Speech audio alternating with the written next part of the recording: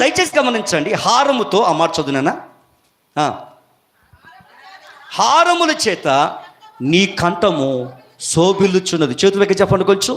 అంటే మెడకు నగ అందం అంట, మెడకు హారము అందమైందంట. నా మాట్లాడండి కొంచెం దయచేసి. అయితే ఈ రోజున ఆ మెడకు ఆధ్యాత్మికంగా ఆ మెడకు ఉన్నటువంటి హారము దేనికి గుర్తుగా ఉంది? రండి, సామెతల పుస్తకం 3వ అధ్యాయము 3వ వచనం.